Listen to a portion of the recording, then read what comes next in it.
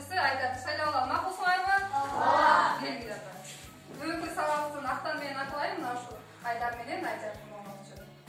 Белгилүү ана балдар, сабактын башында бир жылмайып алалы. Бүгүн мен силерге апенди менен дөпрастын жоруктарынан айтып бергим келип атат. Дөпрас апендиден сурайт экен. Сен кимдин уулусуң, Байкеңби же сенби? Десе, апенди жооп берет дейт. Былтыр энем айтты эле, Байкең 1 жаш улуу деп. Быйыл болсо экөөбүз теңбиз деген экен. Анда мына карагачы балдар, күн нурундай болуп, силер да бири-бириңерге жылуулукту жана жылмаюуну тартуулап, сагабызды жандуу маанаймен башталалы. Кана жылмайып коебуз бирибиз барак. Азаматсыңар. Балдар, азыр мен силерге бир ырсаттарын айтайын. Мына ошол ырсаттарында бүгүнкү сабагыбыздын темасы катылган. Анда эмесе, отурула, Кененден кенен не кенен, кененден кенен мекенең, улуудан улуу не улуу, улуудан улуу өз элиң. Улуу кенен деген сөздөр экен. Анда бүгүнкү биздин сабагыбыздын темасы сыйнаточ. Бүгүнкү сабагыбыздын максаты бүгүн сабакта биз сыйнаточтун лексикалык мааниси, морфологиялык белгиси, синтаксистик кызматы жөнүндө окуп үйрөнө алабыз. Экинчи сыйнаточторду башка сөз түркүмүнөн ажырата биле алабыз.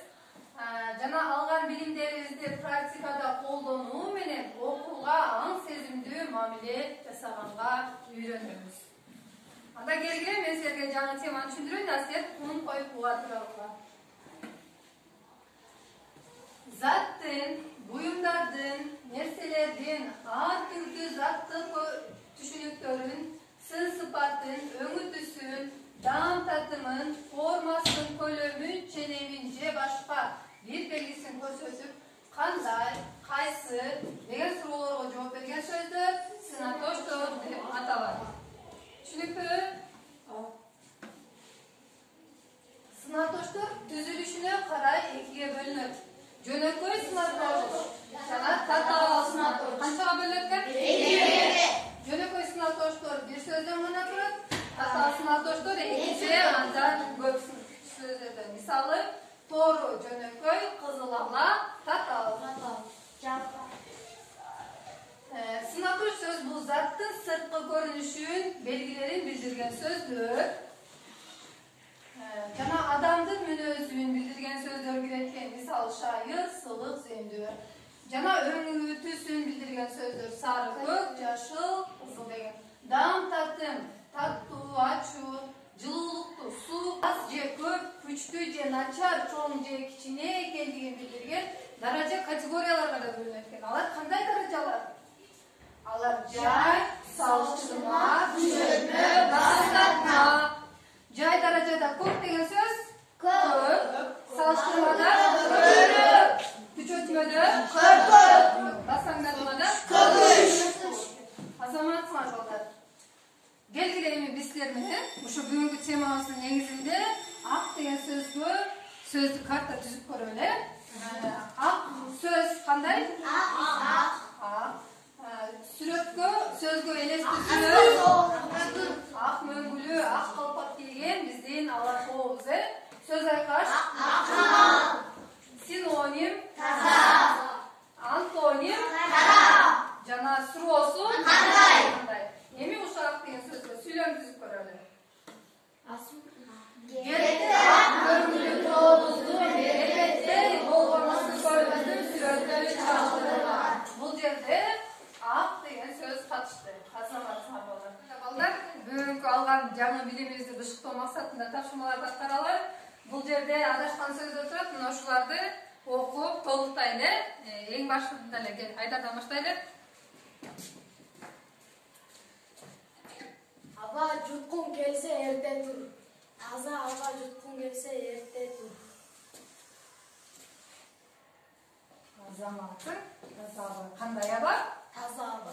Кандай деген суроо жооп. Кийинкиге келе койгула Каражан. Окуучу ата-энесин унутпай калган. Кандай окуучу эсте окуучу.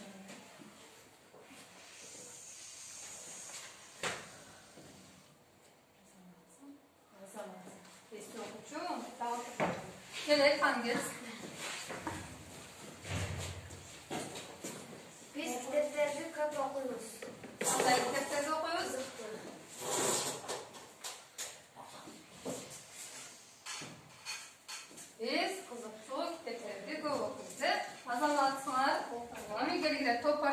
bağlap ötsöңөр,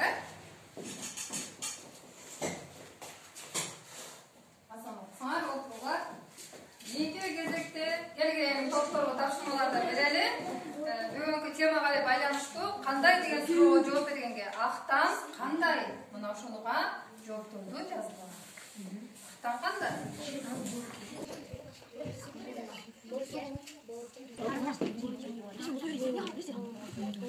Ана балдар түзүктөрдү класстар.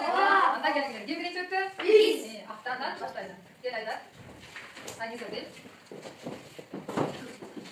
Хатуат сөйлеп, бер жакка бергиле. Актан акылдуу, актан акылдачан, актан достуу, эзирөөк, актан таарынчак, актан мээримдүү, актан оюнкарак, актан эринчек, актан аккөңүл. Анан актан добор кер. Актан аккөңүл жана болуп кетти. Туурабы? Рахмат. Отургула. Кийинки Акылай колуна берели кезекте. Айдар акыл актан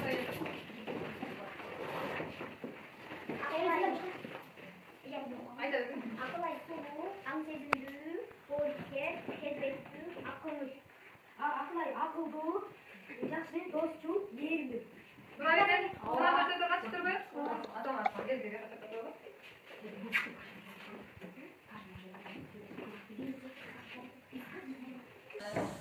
Түзгөн Акылай класстергер үчүн бирден балл берип түшөйүн. Топ башчыларын сынап көрөлү. Сынак өчтөрдү берди. Жол окуучу деп калам. Жолу? Салам. Азамат туура экен, Ада эмесе, кийинки суроого кезек келди. Сынак өчтөрдү канча жол менен жасалат? 2 жол менен. Азамат жооп туура экен. Кезектени Актан тобуна келди. Актан тобунун топ башчысы Айдарга кезек берели. Айдардын билимин текшерип көрөбүз. Ана Айдар, Актандын жакында силерге сабаган суроолор бар. Биринчи суроосу. Сынак өчтөр түзүлүшүнө карай канчага бөлүнөт? 3кө, 6га, 2ге, 4кө канчага бөлүнөт? 2ге. Азамат жооп туура дейт. Сынак сөздү белгиле. Сынакта сөзү белгиле. Бала, желек, кып-кызыл, кыял. Бала, желек, кып-кызыл, кыял. Кайсынысы турат? Кып-кызыл турат. Кып-кызылы турат. Жооп туура. Суроону. Туунду сунакоч сөздү белгиле. Балалык, кооз, көл, сары. Туунду. Менин оюмча балалык турат. Апаран иштерин балагалы, сеп орнуна калып. Кийинки кезек топторго тапшырма берели. Ар бир топтон 2ден окуучу чыккыла. Мен силерге даражалар боюнча даражаларды берем. Ошо даражалар боюнча сүйлөмдөр түзөсүңөр. Келгиле бул старт.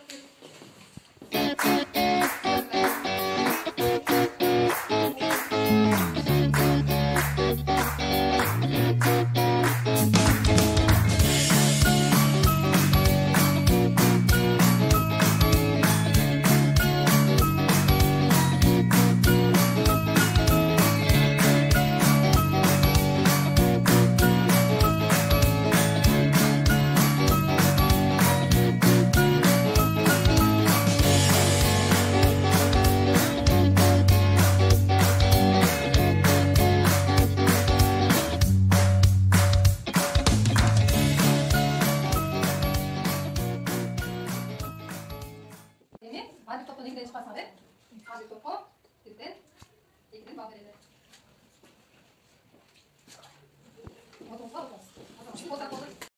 Эми балдар, сынаточ деген эмне экенин билдик. Сынаточтун даражалары жана сынаточтун түзүлүштөрүнө эми бүгүн мен силерге сабакты бышыктоо үчүн кроссворд түзүп келдим. Ошол кроссвордко мен азыр суроолорду берем, а силер жоопторун айтасыңар. Ким жообун тапса, ошол келип доскага чыгып, сөздү жазып кетет. Анда балдар, биринчи суроого көңүл бурабыз. Таттуу деген сөздүн антоними. Биринчи суроо мынакей. Тигинен ачуат. Кана, таттуу деген сөздүн антоними кайсы сөз экен? Ачуу. Ачуу. Тигинен биринчи дегенге тигинен толтурасың.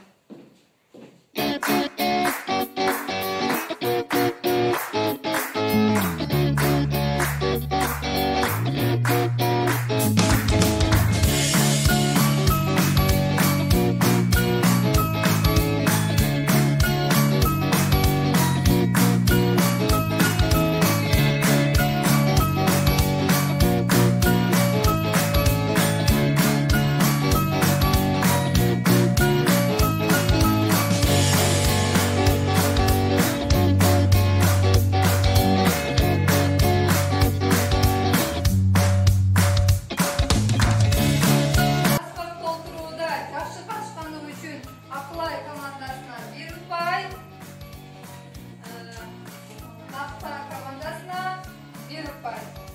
Жана бүгүнкү сабакка активдүү катышып бергениңер үчүн менден силерге жүрөкчү.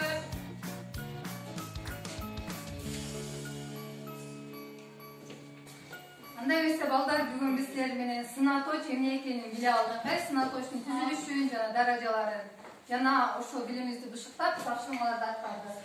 Сүйлөм толуктадык, кластер түздүк, сүйлөмдөрдү түздүк жана мына ушундай кроссвордду толтурдук. Эми үйгө тапшырма берейин. Мектеп деген сөзгө сиңкейин түзүп келесиңер, балдар. Бүгүнкү сабагыбыз мына ушинтип соңуна келип жетти. Бактыңар бийик тоодой болсун. Өмүрүңөр uzun bolsun, ıйманыңар мол болсун. Саламатта барыңар.